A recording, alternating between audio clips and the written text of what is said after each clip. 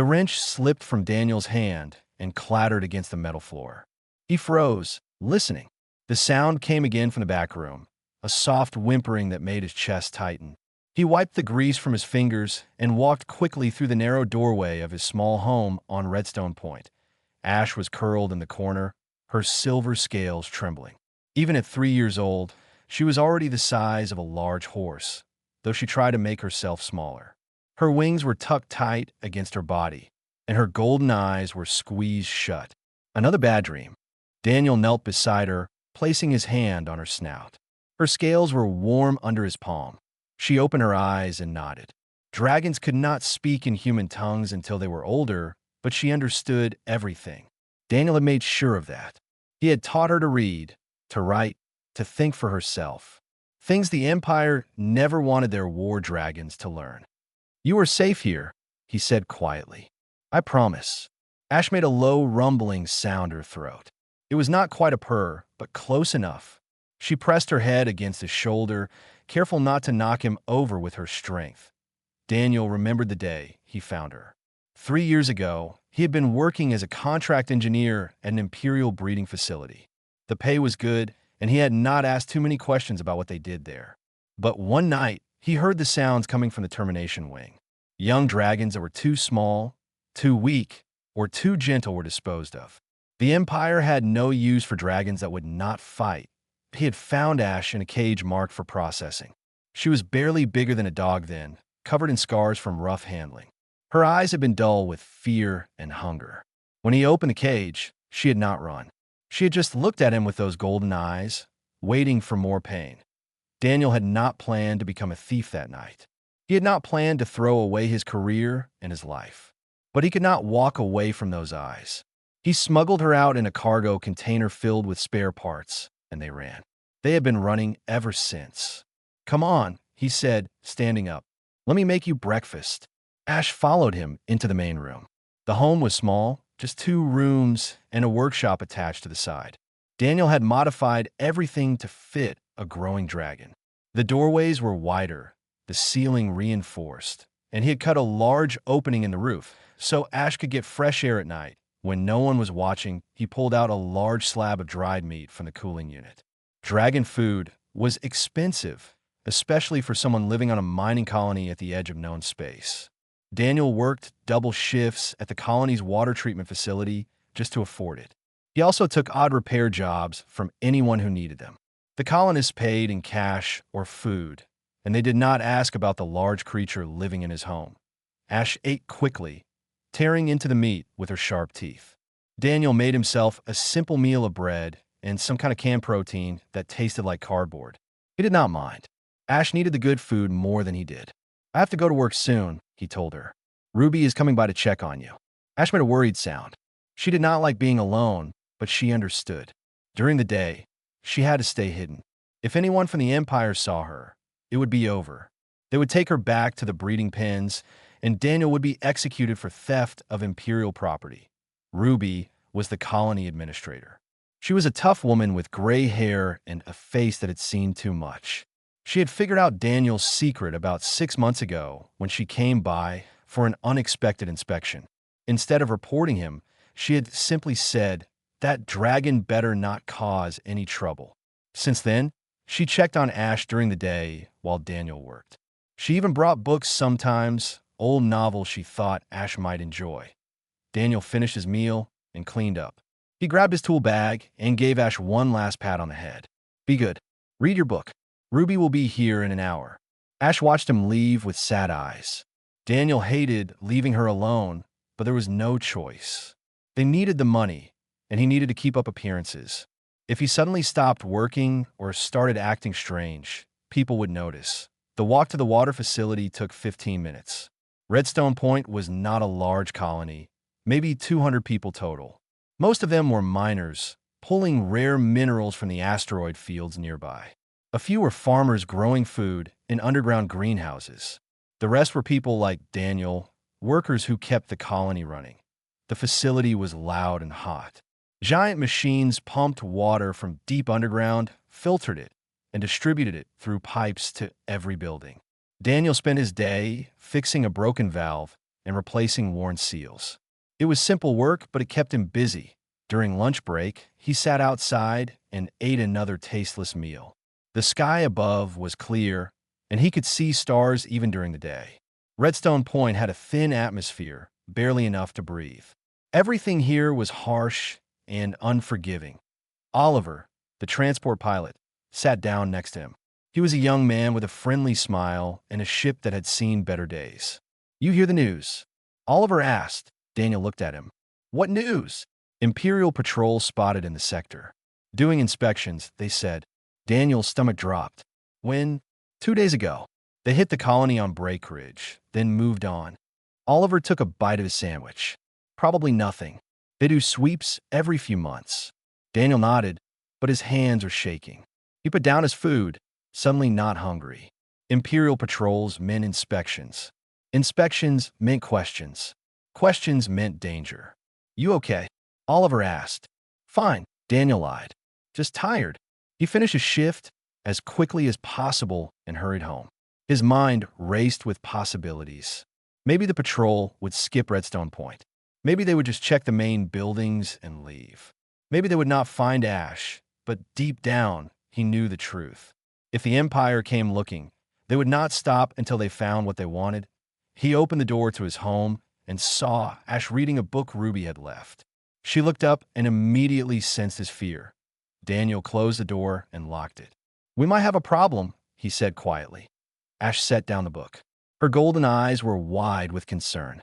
"Imperial patrol in the sector," Daniel explained. "They might come here." For a moment, neither of them moved.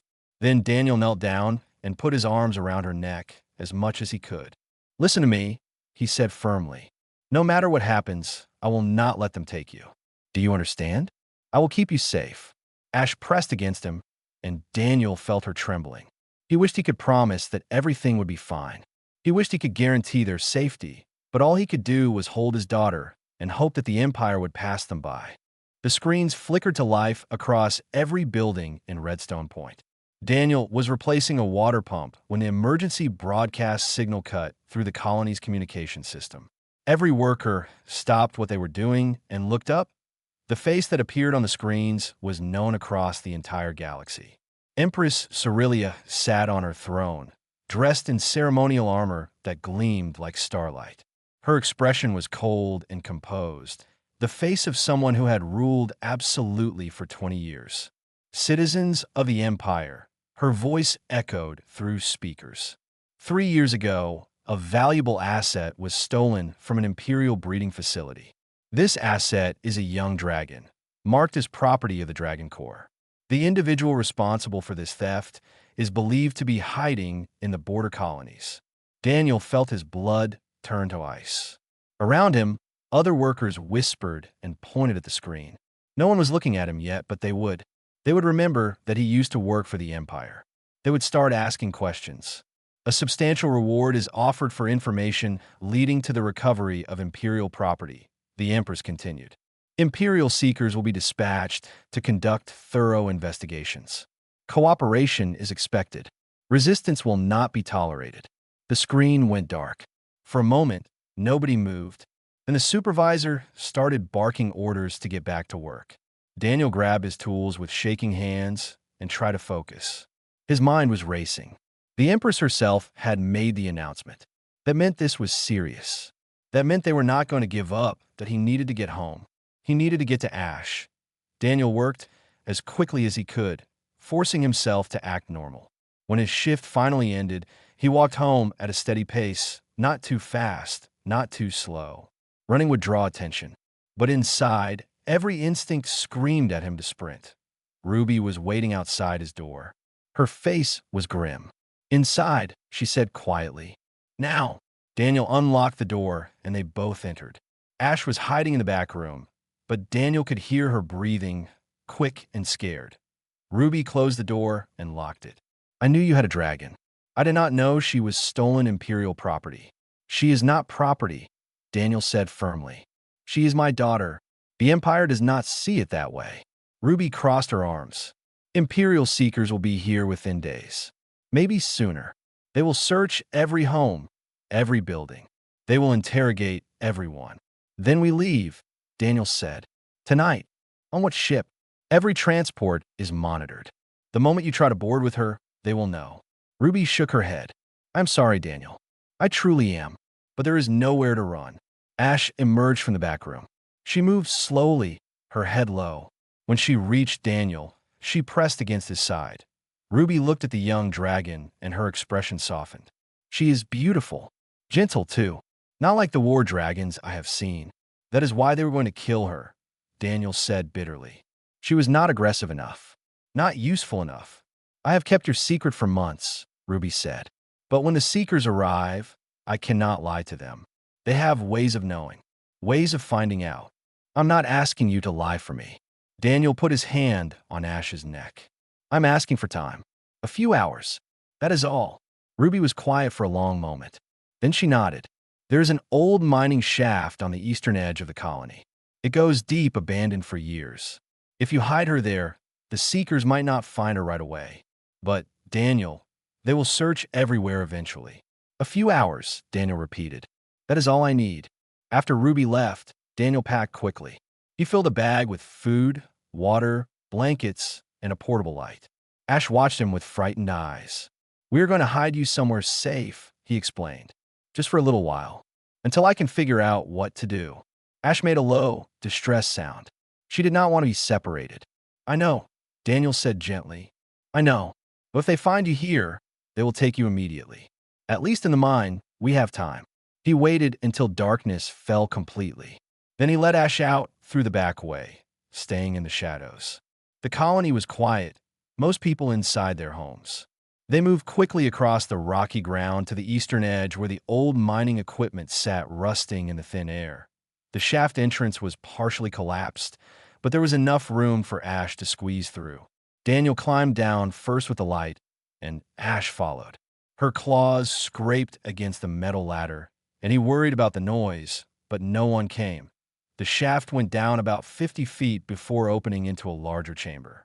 It was cold and dark, but it was hidden. Daniel set up the blankets and food, making the space as comfortable as possible. I will come back tonight with more supplies, he promised. And tomorrow night, as often as I can. Ash looked at him with terrified eyes. She was trying to be brave, but she was still young, still scared. Daniel hugged her as tightly as he could. You are safe now, he whispered, even though he was not sure if it was true. I will not let them take you. I promise. He left her there in the darkness and climbed back up. His heart felt like it was being ripped in half, but he had no choice. If the Seekers found her at his home, it would be over immediately. At least this way, they had a chance. The next morning, 3 Imperial ships dropped out of hyperspace and entered orbit around Redstone Point. Daniel watched from his workshop window as the sleek vessels positioned themselves above the colony. They were smaller than warships, but heavily armed. Seeker vessels, designed for hunting and extraction. Oliver appeared at Daniel's door an hour later. His face was pale. They are landing, he said. 6 Seekers, led by someone named Iris. She has a reputation for always finding what she is looking for. How long do we have? Daniel asked. They're setting up a command post now. Interrogations start tomorrow. Oliver paused. I can get my ship ready. If you need to run, I will help. They will be watching every ship, Daniel said. I know. Oliver met his eyes. But I owe you. You fixed my engine when I had no money. You never asked for repayment. So if you need to run, I will get you out. Even if it means I never fly again. Daniel felt a surge of gratitude. Humans helping humans. It was what the Empire never understood. They ruled through fear and power, but they could not stop people from caring about each other. Thank you, Daniel said quietly. I will let you know. That night, he brought more food and water to Ash. She was curled in the corner of the chamber, trying to stay warm. He sat with her for an hour, reading from one of her favorite books by the light of the portable lamp. Whatever happens, he told her, remember that you are not property. You are not a weapon. You are my daughter, and you are loved. Ash pressed her head against his chest. In the darkness of the abandoned mine, they held onto each other and waited for the storm to come. The interrogation room was small and windowless. Daniel sat in a metal chair bolted to the floor while Iris paced in front of him. She was tall and thin, with sharp features and eyes that seemed to see through everything. Her uniform was immaculate, and her movements were precise. "You worked at the Kronos breeding facility 3 years ago," she said.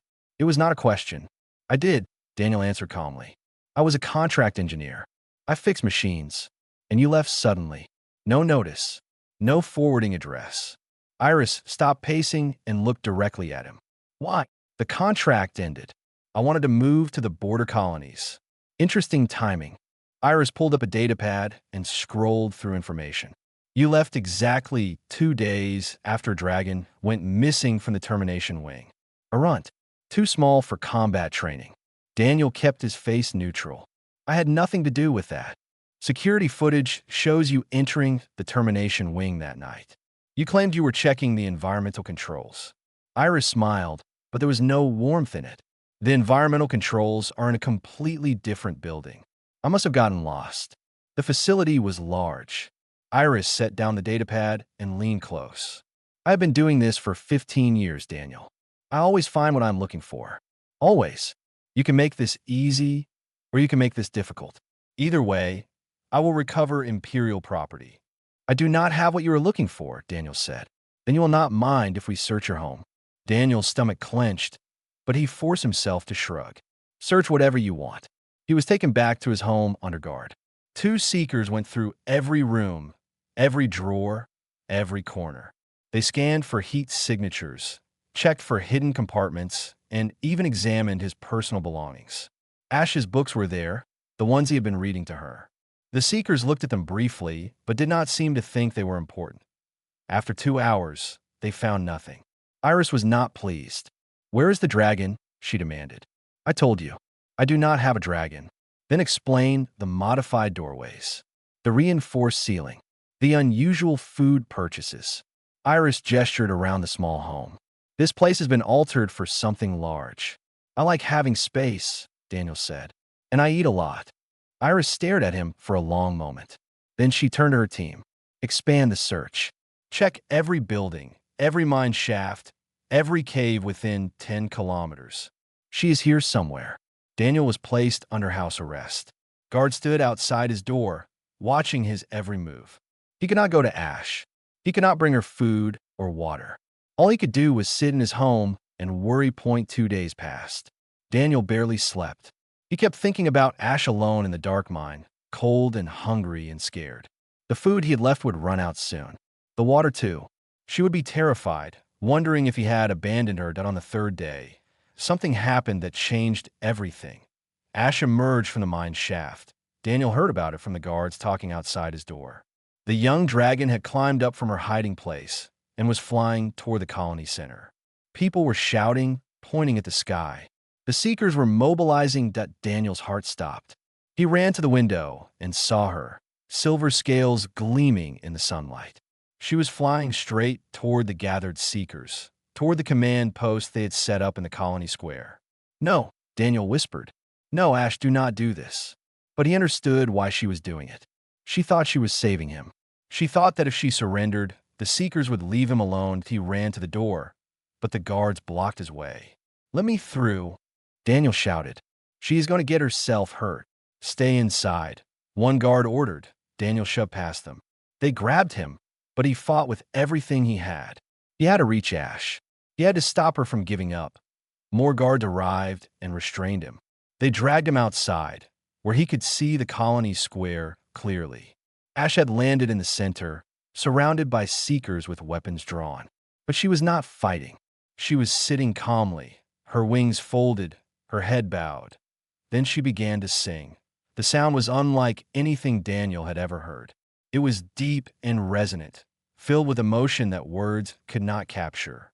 It was a song about loneliness and hope, about fear and love, about a small dragon who had found a home and a father who had given her everything. Everyone stopped. The seekers lowered their weapons, confused.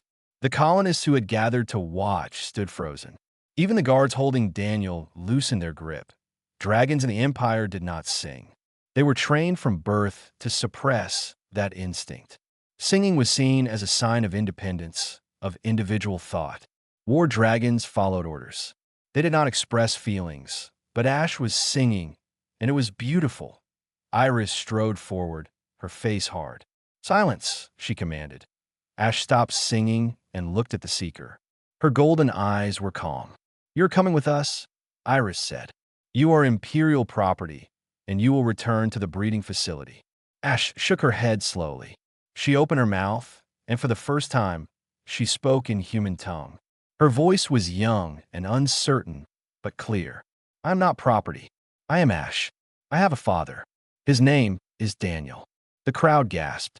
Dragons learning to speak was rare and always carefully controlled by the Empire. But Ash had learned on her own, taught by a human who saw her as a daughter, not a weapon. Ruby stepped forward from the crowd. "That dragon has lived in this colony for 3 years," she lied boldly. "She is registered as a colony pet. We have documentation." It was a desperate bluff, and everyone knew it. But other colonists began nodding, backing up the story. "She has never caused trouble," one miner added. "She helped us once when a cave collapsed." Another said, inventing details, "Cleared the rubble with her strength." Iris looked around at the gathered colonists, her expression darkening. "You are all lying, and lying to Imperial authorities is a crime." "Then arrest all of us," Ruby said firmly. The standoff stretched out. More colonists moved forward, standing between the Seekers and Ash. They were not warriors. They were miners and farmers and engineers. But they were standing their ground. Daniel felt something break open in his chest. These people barely knew him. They had no reason to risk Imperial punishment. But they were doing it anyway because they saw what he saw. A young dragon who deserved freedom. A father willing to sacrifice everything for his daughter.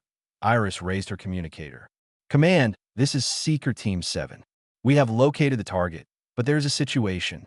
Requesting backup and authorization for forceful extraction." The response came quickly. "Backup authorized. Stand by." Daniel struggled against the guards. "Ash," he shouted. "Ash, fly away. Please." But Ash did not move. She sat in the center of the square, surrounded by seekers and colonists, waiting for whatever would come next. The sky above them darkened. A massive shadow fell across the colony. Daniel looked up and felt his blood run cold. An Imperial dreadnought was descending through the atmosphere, larger than any ship he had ever seen.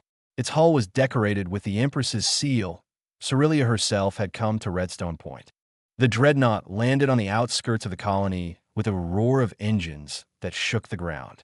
Its landing ramp lowered, and a full company of Imperial guards marched out in perfect formation. They wore black armor and carried weapons designed to kill, not stun. Behind them came the Empress. Cerelia was shorter than Daniel expected, but her presence filled the space around her. She wore ceremonial armor that seemed to absorb light, and a crown of twisted metal that looked like frozen lightning. Her face was ageless, beautiful in a cold way, and her eyes swept across the gathered colonists with the gaze of someone who had never been denied anything. The colonists instinctively backed away. Even Ruby, who had stood firm against the Seekers, took a step back. The Empress was not just powerful. She was power itself, authority made flesh. Iris bowed deeply. "Your Majesty, the stolen dragon has been located, along with the thief. The colonists are interfering with extraction." Cerelia looked at Ash, who still sat in the center of the square. The young dragon met the Empress's gaze without flinching.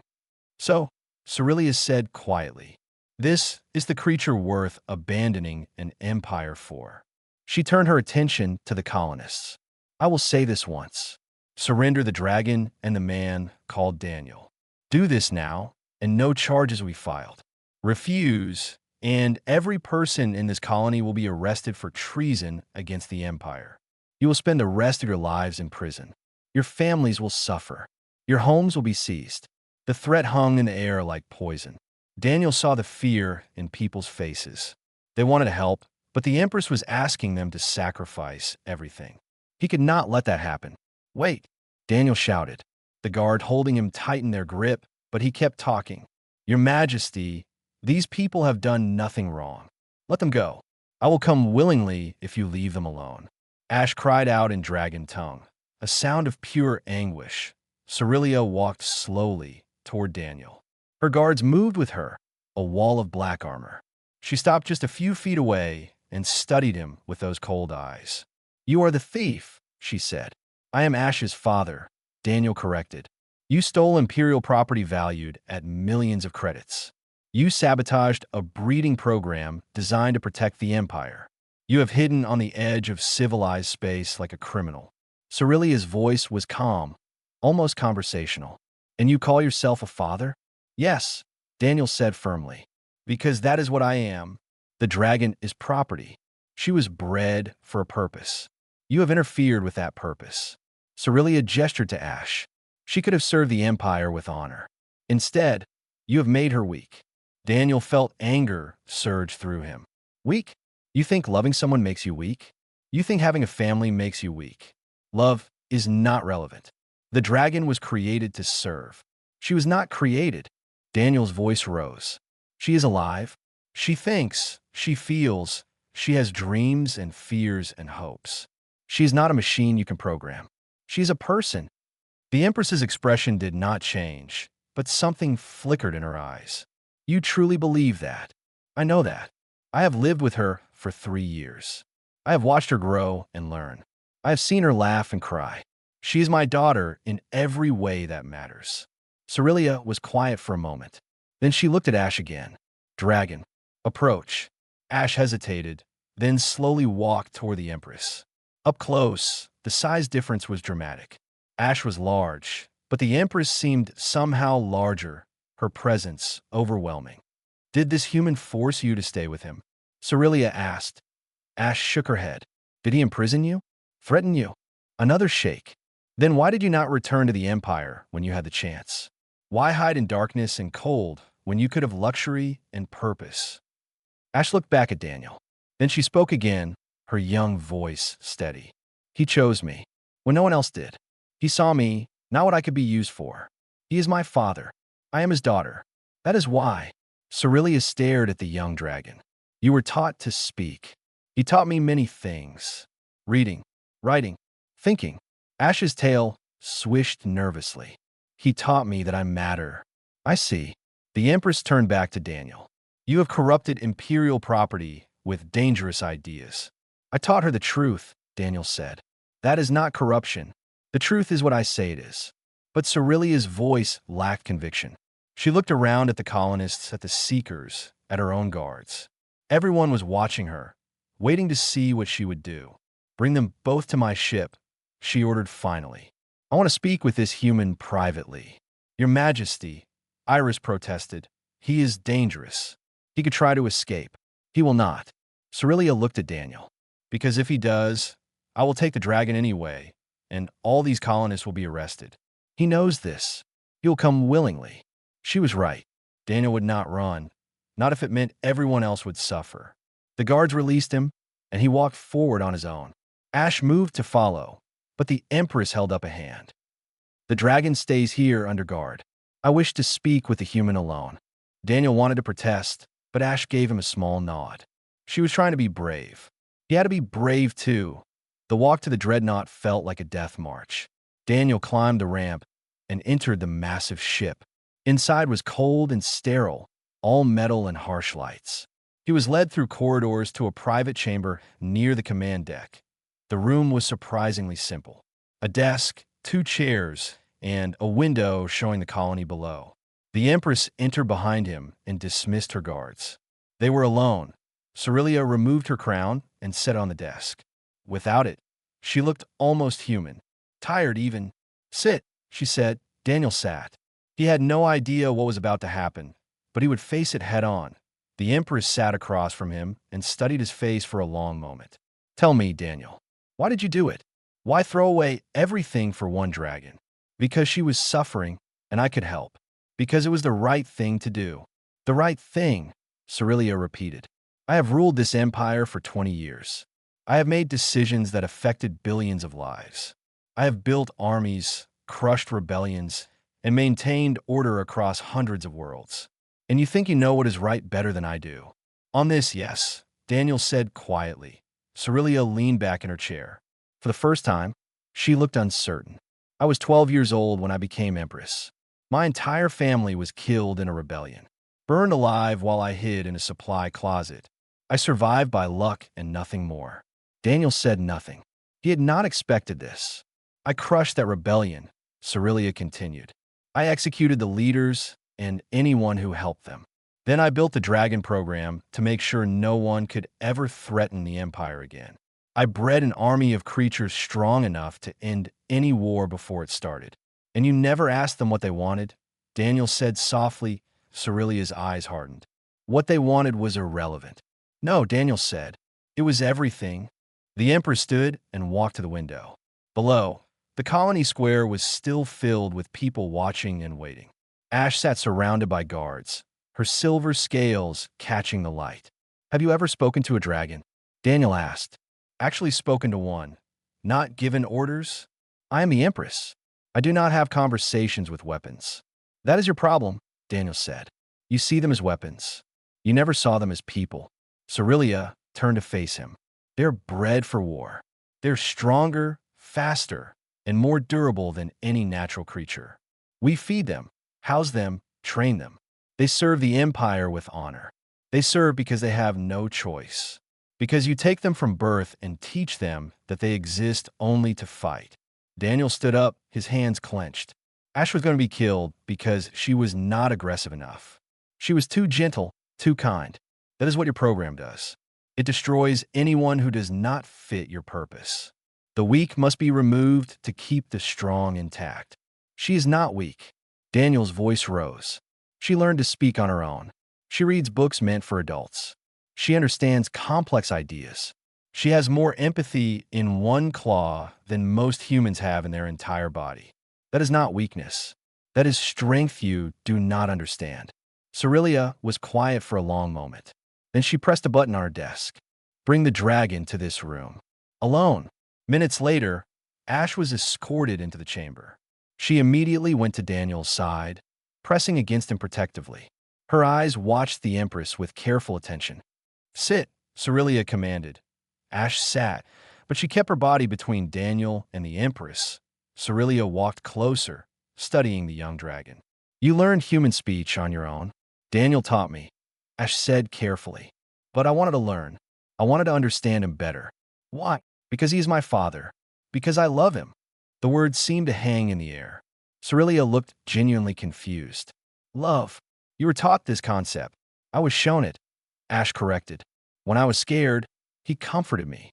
When I was hungry, he gave me food even when he had little. When I had nightmares, he stayed with me until I felt safe. That is love. And in return, what do you give him? Ash thought about this. I try to be good. I try to make him proud. I give him someone to care for. Someone who needs him. She paused. I think he was lonely before. Like me. Cerelia sat down again. She looked between Daniel and Ash, something shifting in her expression. I want to show you something. Both of you. She activated a holographic display. Images appeared in the air, showing the dragon breeding facilities. Hundreds of dragons, all perfectly maintained. Training grounds, feeding areas, medical facilities. Everything was clean and organized. This is what dragons in the Empire have, Cerelia said.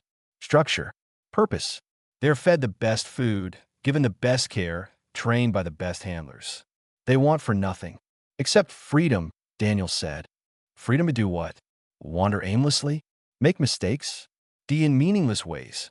Cerelia shook her head. I offer them something better. A place in something greater than themselves. Did you ever ask them if they wanted it? Ash asked quietly. The question seemed to strike the Empress like a physical blow. She stared at the young dragon, and for the first time, genuine uncertainty showed on her face. I will make you both an offer, Cerelia said finally. Ash, you will see what life in the Empire truly offers. You will visit our finest facilities, meet other dragons, experience what you were supposed to have. Then you'll be brought back here to see your life with Daniel. Your small room, your limited resources, you need to hide. And then, Daniel asked suspiciously, then Ash will choose. If she chooses to return to the Empire willingly, you will not be punished. You will be allowed to live freely. But if she chooses to stay with you, Cerelia paused, then I will let you both go. Daniel could not believe what he was hearing. You would honor that choice? I am curious, Cerelia admitted.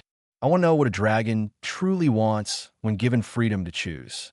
No one has ever asked before. She looked at Ash. Will you accept this test? Ash looked at Daniel with worried eyes.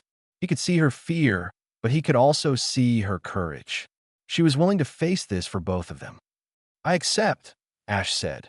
The next day, Ash was taken aboard the dreadnought. Daniel was allowed to stay in the colony, still under guard but not imprisoned. He spent the hours pacing his small home, unable to eat or sleep. Ruby visited with food he did not touch. She will come back, Ruby said firmly. That dragon loves you. Anyone can see it. But what if she sees what the Empire can offer and decides she wants that life? Daniel's voice was hollow. What if she realizes she would be better off without me? Then you let her go, Ruby said quietly. Because that is what parents do. They let their children choose their own path. 2 days later, Ash returned. She was brought to the colony square where everyone had gathered. The Empress stood on one side with her guards and the gleaming promise of imperial power. Daniel stood on the other side, alone except for Oliver and Ruby beside him. Ash walked slowly between them. She had been shown everything the Empire could offer. Daniel could see it in her eyes. She had seen other dragons, beautiful facilities, unlimited resources. Everything he could never give her. She stopped in the center, looking back and forth. The entire colony held its breath. Then Ash turned toward the Empress. She walked forward, and Daniel felt his heart break. She was choosing the Empire. He could not blame her. What could he offer compared to all that? But Ash did not keep walking to Cerelia. She stopped a few feet away and bowed her head respectfully. Thank you for showing me what you offered, Ash said clearly. It was beautiful. The other dragons were kind. The facilities were amazing. I could have everything there. Then you choose the Empire? Cerelia asked. No. Ash turned and ran to Daniel, wrapping herself around him. I choose my father. I choose home. Daniel could not speak. He wrapped his arms around her neck and held on as tightly as he could. Tears ran down his face, and he did not care who saw them. What? Cerelia demanded. Why choose this when you could have so much more? Ash looked at the Empress with calm, certain eyes. Because all those things are nice, but they're not love. They're not family. Daniel chose me when no one else did. He saw me as me, not as what I could do. He gave me everything that matters. She pressed closer to Daniel. This is my home, not because it is big or comfortable, because I'm loved here, because I belong here. The Empress stood very still. Around the square, colonists began to smile. Some wiped tears from their own eyes. Even some of the Imperial guards looked moved. Cerelia walked forward slowly until she stood in front of Daniel and Ash. She looked at them for a long moment, and something ancient and painful crossed her face. Then she reached up and removed Daniel's shackles herself. The metal shackles fell to the ground with a clatter that seemed to echo across the entire colony. Daniel stared at the Empress, not understanding what was happening. Cerelia stepped back and addressed not just him, but everyone gathered. I became Empress at 12 years old, she said, her voice carrying across the square. I learned to rule through strength, through control. I built an empire on the belief that order and purpose were everything. She paused, looking at Ash. I never asked what anyone wanted. I simply decided for them. The crowd was silent, listening. This dragon has shown me something I have not seen in 30 years of rule. She has shown me what choice looks like, what love looks like. Cerelia turned to her guards, her advisors, her seekers. I hereby declare that Ash is no longer Imperial property. She is a free citizen with all rights and protections. Gasps rippled through the crowd. Even Iris looked shocked, but Cerelia was not finished. She raised her voice, speaking with the authority of absolute power. Furthermore, I decree that all dragons currently in Imperial service will be given the same choice Ash was given. They may stay and serve willingly, with full citizenship and fair compensation, or they may leave and build their own lives. Force will no longer be used. Breeding will no longer be mandatory. Dragons are people, and they will be treated as such. The silence that followed was deafening. Then Ruby started clapping. Oliver joined her. Soon the entire colony was applauding, and the sound grew until it seemed to shake the sky itself. Daniel looked down at Ash, who was staring at the Empress with wide, disbelieving eyes. "Why?"